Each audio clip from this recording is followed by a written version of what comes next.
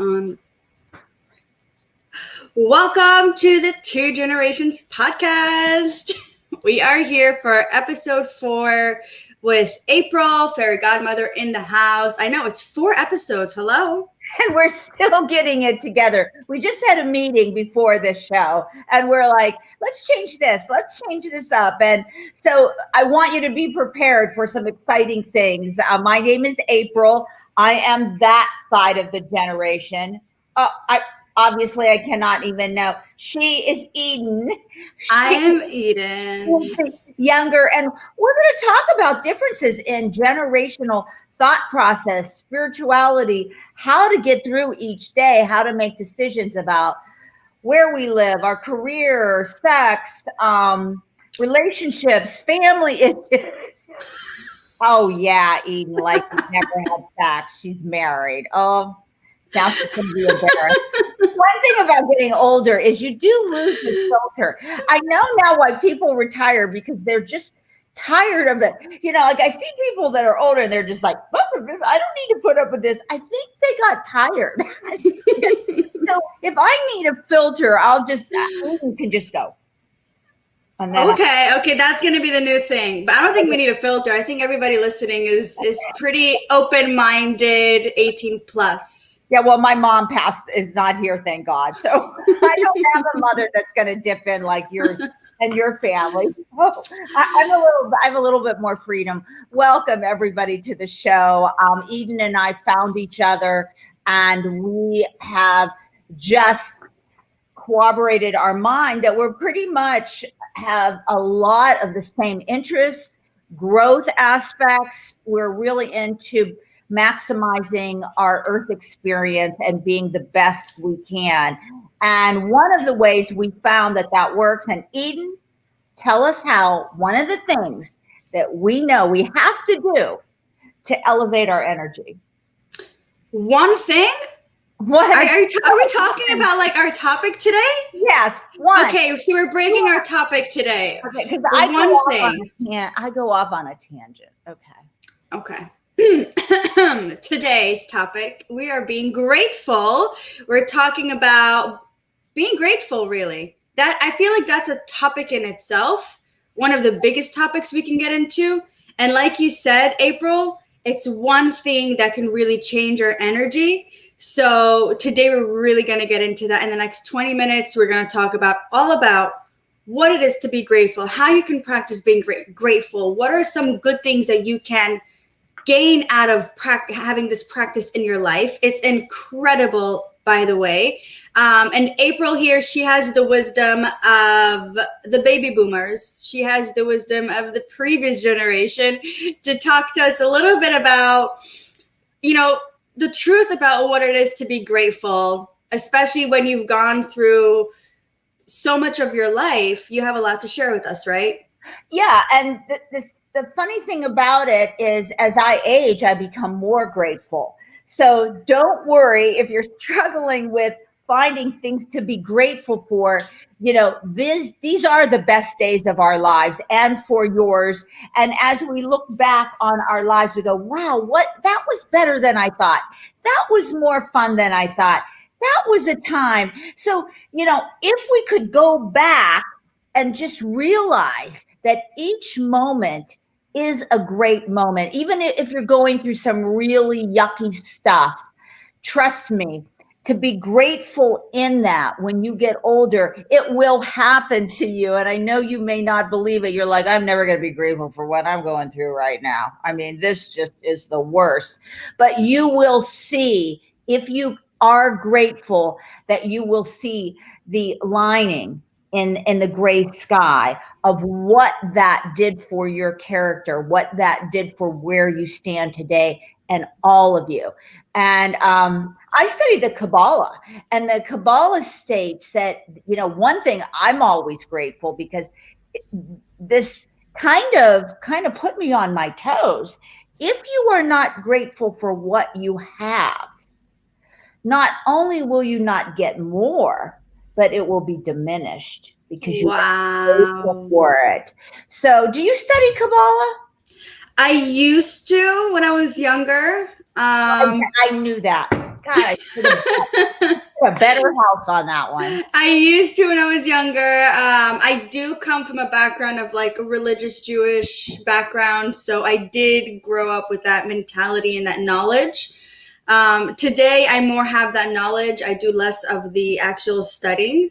Did But I you think did you hear that though? Did you hear that about grateful? Yep. Mm-hmm. What else did you learn? Because I just dabble in Kabbalah because I don't have it's such an intense study that you could get a doctorate and a postdoctorate in Kabbalah and still not have touched it. What is the Kabbalah too? Just tell them your version because I think you probably know more than I do about that. I think it shares the deepest secrets of the world.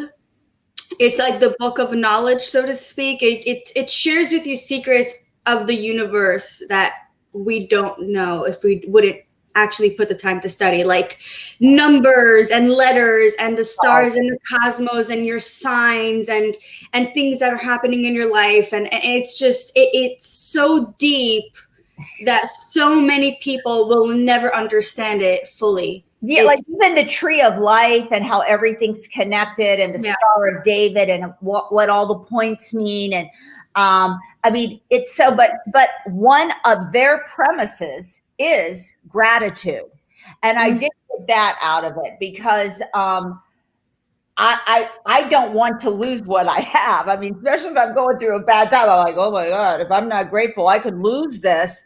Not only am I not going to get that car that Eden wants, I'm not going to keep my car. Yes, my car, so, my white Jeep Wrangler.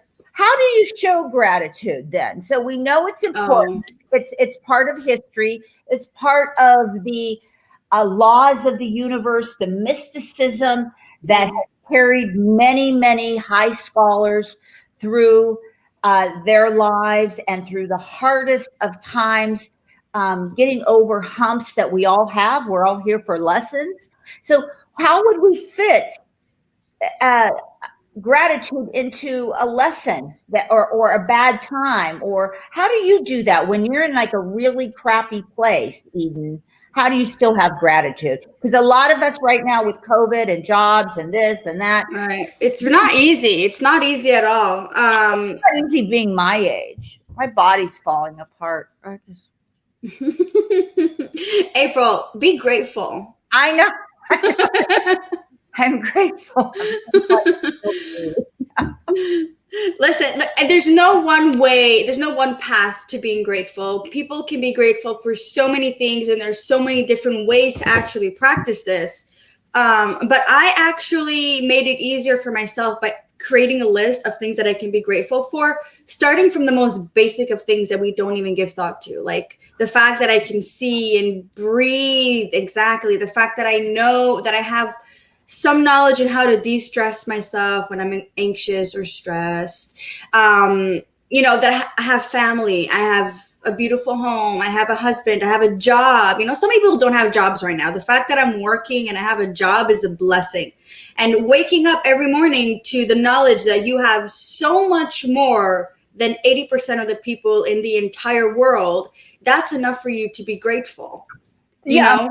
America is one of them, their population lives better than, like you said, 80% of the entire map of the universe. We are really privileged, and all of us are privileged. Even those of us who are struggling, we have an opportunity to get college loans or to better ourselves or to go out and talk or believe whatever we need to believe without somebody putting us in prison or putting a bullet through our head. Or, we even have the right to be depressed or right to be anxious. We don't have to live a lie. And in that truthfulness, to me, is what I'm most grateful for, that we live in a state, a country where we can to have this podcast without having it screened and me being judged. I had a friend that went through the Holocaust, and she had a baby, and she named it, I think Dino or something like that. And they came in and asked why she wouldn't name it a German name. She was German or something, but it was funny. She couldn't even name her baby whatever she wanted. So those are little things that we just take for granted. Like, what do you mean I can't name my baby anything I want? What do you mean I can't go anywhere I want to go? So the fact that we can do that, when there was some of the debates on last week, I heard that the Chinese government shut off some of the debates because they didn't like what was being said. And I think gratefulness is a part of what we take for granted. So, and our freedoms. When I'm really, just think about a previous generation where women didn't have the rights to speak. We didn't have April. When you were younger, okay, you already progressed. Women in your generation had rights. Like, I don't know. Well, when I was younger, I didn't realize that my mother didn't have rights. Like, I was just little, but they, like, for them to have a credit card was like really, really risky. They didn't want to have, women weren't allowed to have credit cards in the 50s. Also, there was no birth control. People were having babies and going away to women's whatever housing and having babies and giving them up for adoption. There was no thought on just taking a pill, or there was no morning after pill. I mean, whether you believe in that or not, there were no rights for women, and they were sent away. Their parents sent them away, and they had to give up their baby or else, or they were made to leave home. In certain churches, it was very difficult to go to a new church without being ostracized, or to date somebody who was from a different religious affiliation than you. So there were a lot of hills to climb to really live your truth. Like, I fall in love with an Italian. Back then, I'm Italian, but when my mother fell in love with an Italian, my grandmother wore black to the Catholic Church. And when she got pregnant, she goes, "You're going to just have an ugly, greasy baby." I was a surprise. But, like, who would say that now? Because you marry an Italian. I mean, I'm like, what? So back then, we don't think we've progressed, but I am grateful because women have progressed today. We have a vice president running for election that is a female. We have people in high positions. We are breaking the glass ceiling. And so that's a big difference in generations right now. What do you worry about? Like, when you're going to be grateful, and is there something that you're grateful for because you want more of it, or because you have a little bit of fear? We know fear is not a good thing, and it's an illusion, but it's a very real illusion. They just say fear. There is something I'm grateful for, because talking about generations now, we spoke about your generation and how you're grateful for. What are you guys for that change? What's your struggle? What is my fear? What is my thing that I'm grateful for that actually is a kind of a fear of mine? Is I'm grateful that I was born before all of this crazy technology went really crazy. Like, I was still born with the box TVs and like the weird telephones, and you got to slap that box in order to make it work. My mom had like the small Motorola with like the antenna. We used to play outside. There was no such thing as like sitting at home and playing video games. We used to play outside all day, hopscotch from the morning to the night outside. So I'm kind of grateful to be born when I was born, because I am a little bit afraid of what the future holds with this new generation that's coming up now. I feel like with social media and technology, and the world is just running so fast at this point, I am scared that people are just turning into robots, not knowing who they really are inside, forgetting about their inner child, and really putting that part of themselves to sleep. And the only thing that keeps them running is the next thing, the next job, the next promotion, the next, and it's just this vicious cycle that if you don't break it and you don't put a stop to it right away, it's just never ending. So I don't know what the next generation is going to be looking like, but it's something that I think about, and it's something that I'm very grateful for. I grew up on a chicken farm, and I didn't know we were poor, and we had none of that. We had one phone with a long cord, and when anyone wanted to talk to their boyfriend, they had to step over somebody who was at the steps. We had one bathroom. We had to learn patience. We had to learn to wait. We had to learn to say please. We had to go outside. Christmas was a big deal. We didn't buy stuff all the time. We had to wait for Christmas and make a list and get that. Oh, are you hearing something? Something just moved. Okay, I just want to make sure you can hear me.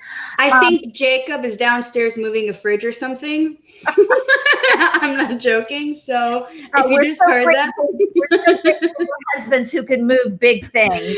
Yes, I'm grateful for that. And you know what? I think a lot of people today are afraid of the future and are grateful. I would like to know, for our listeners, what are you most grateful for, and how do you reinforce that gratefulness? If you were outside, like Eden, do you go outside a lot now because you're so grateful for it, or how do you reinforce? I know we're busy. How do you reinforce being grateful for something? Yeah, comment that below, because we would love to see what you guys are grateful for. And also let us know if you want us to add a document with a bunch of things you can practice being grateful for. I have an article that I put together about a year ago with like 60 different things that you can be grateful for. So maybe I can just link it up. Yep. Just throw it on there. How I'm grateful is when I go outside and I can't think of anything to be grateful for, I just start spotting things. I'm grateful for the green leaves. Mm-hmm. I'm grateful for my car when I get in my car. Because sometimes you're not grateful, let's face it. You just have yuckies all over. And I just play this game, name that thing. You know how when you're little, name something red, name something blue. I'll just say, I'm really grateful that blue sky. I'm glad it's not raining. I'm really grateful that I have gas in my car so I don't have to stop because now it is raining. I'm really grateful that I'm going to meet a friend for lunch. I'm happy I have a friend. I'm grateful for that friend. And it's magical because even what happens when you're grateful? Tell everybody the gift. What happens when you're grateful? That gift is that you can receive more because you're showing the universe that you're ready to accept. The universe will never, ever bestow something upon you which you are not ready to receive. So if you show that you're grateful for everything that you have, and if you can practice that, being mindful, becoming aware of the things around you, learning to be grateful for the smallest things. Sometimes the things that we live with every single day, those are the things that we need to be the most grateful for. Like our family, our breath, our sight, and all these small things that we take so for granted. Those are the things that can be taken away from us like this, and that can change our life so dramatically. So we might as well start appreciating it early on while we can. Yeah, like I'm always grateful when it's going to rain and that smell of rain coming. And I thought, if there was a bomb or there was too much pollution, I would never be able to smell that again. And they say when you go to heaven, when you go to the next plane, that you don't have your five senses. So you can pretend that you're smelling the rain coming, but you really can't. So some of these tactile things that we get as gifts in our body, like the crust in your mouth under pizza, good crust pizza, I'm grateful for that. What is he doing? I don't know. I'm scared to go downstairs. Uh-oh. I don't know what he's doing. I think he's moving some furniture around the house. I don't know. Lucy, you've got to do you remember I Love Lucy? That was the blast from the past. Oh my. Or trying to get into the AM or FM radio. How else do you practice gratefulness? I write. I write a lot. I will go out to nature. I will meditate. There are so many ways we can practice being grateful. I mean, the list can go on. And really, there's no right or wrong way. As long as you can actually come to a point where you feel appreciative, lucky, happy with all the things that you have, that's the goal. And however you get there, just as long as you get there, there's no right or wrong when it comes to practicing this practice of being grateful. And I'm grateful for this podcast. I'm grateful that we met and that so many people are going to be watching this.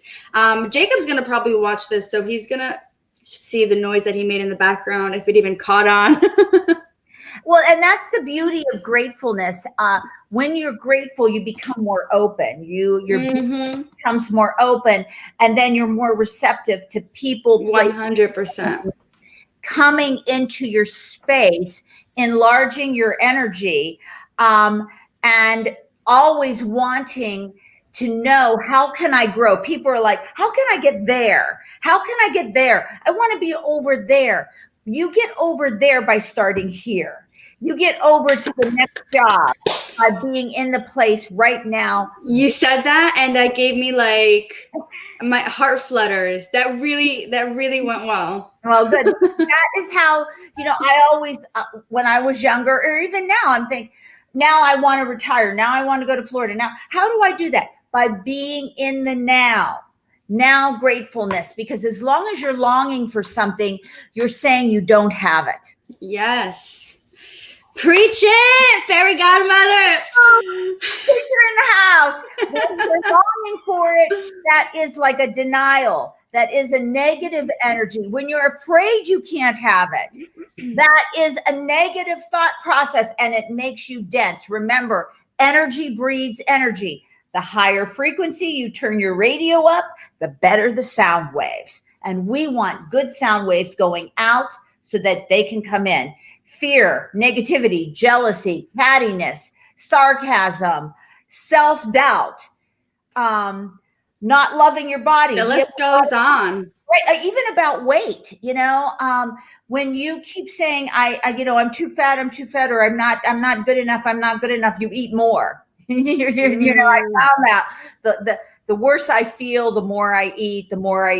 Right. You could use that for everything. The lonelier I feel, the lonelier I get, the lonelier you feel. Wow. That fear.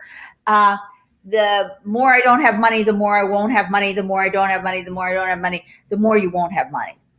And so there are techniques online everywhere to increase your gratitude scale. Are you on a temperature scale of 30 degrees to 90? What would the energy say? Well, you're about 30 degrees grateful today. Can we up that so it's sunny? Or do you want to stay where it's cold? Let's warm ourselves up. Let's raise the temperature of our energy and let's turn it on. Turn that fire on. At least if you don't believe us, try it for 30 days. Mark it on your calendar so you don't cheat. 30 days of gratitude and see if something changes. What do you got to lose? Just more negativity. That's all. Ooh, that's a good one. You're on a roll today, April. You are on a roll. What coffee did you drink? I don't know, but I'm going to have more. And I'm like, let spirit work. I am grateful for this cup of coffee because whatever it's doing, I love it. So, April, what is our next topic for next week, Monday? Let's give a little of a teaser here. I don't know. What do you want to talk about? Oh, here's my little, this isn't a real cup. Oh, yeah. We spoke about that last time. Let me open my phone real quick. For those of you who want to know where all my topics hide, it's on my phone. What are we talking about? Okay, I have one. Sex and drugs and rock and roll? No. Oh, my God. We can talk about that, or we can talk about self-love. Oh, and self-love as you get older, I am really struggling with that. And people are always, April. I know I do struggle with self-love, and Oh I my God.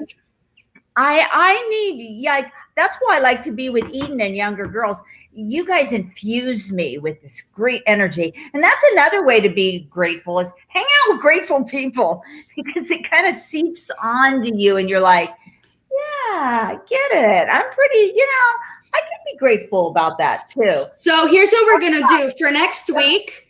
I'm preparing the topic of self-love so that you can learn with April how to love yourself, because apparently your co-host doesn't know how to love herself.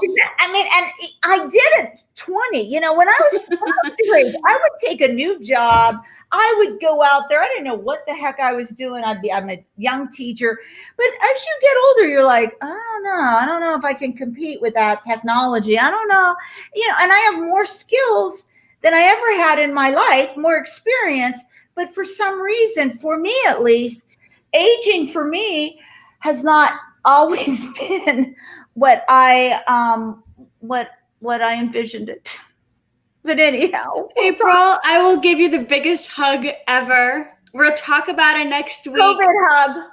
How to love yourself. Okay. And I'll end this show. Yeah, let's do this.